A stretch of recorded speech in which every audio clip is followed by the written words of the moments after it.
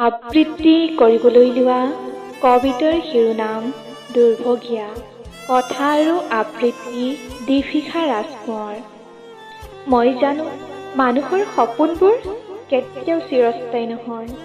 এই কথাৰ সত্যতা জানিও বহুত সপোন দেখোঁ, বহু কল্পনা কৰোঁ ভৱিষ্যত জীৱনক লৈ। কিন্তু মোৰ সপোনবোৰ, কল্পনাবোৰ সময় বাগৰি যোৱাৰ লগে লগে মাথো সকলো হৈ যায় স্মৃতি, আৰু মোৰ সংগী হৈ পৰে কান্দোন আৰু উদাসীনতা। মোৰ সকলো আশা ভাঙি চিঙি নিৰাশাত পৰিণত হ'ল। তথাপিও মনৰ মাজত সাঁচি ৰাখিছোঁ সপোনবোৰ আৰু কল্পনাবোৰ। কিজানিবা কোনোবা এদিন মনৰ নিজানত জোনাক ফুলেই। কিন্তু কেতিয়াবা কিছুমান কথা ভাবিলে মোৰ অন্তৰখন কঁপি উঠে। তেতিয়া মই বাকৰুদ্ধ হৈ পৰোঁ, অস্থিৰ হৈ পৰে মোৰ মন। মই কিয় সহি আহিব লাগে মিছা অপবাদৰ যন্ত্ৰণাবোৰ?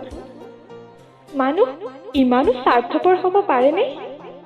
মই আজিহে বুজিলোঁ, কিছু লোকে মোক নিজ স্বাৰ্থতে ব্যৱহাৰ কৰে, মিছা আশা দি মোৰ হৃদয় ভাঙে। তেতিয়া মই কোনহতে মানুহৰ ওপৰত বিশ্বাস কৰিম কোৱা? নালাগে মোক কোনেও বুজি পাবলৈ। মই মোৰ মতে জীয়াই থাকিম।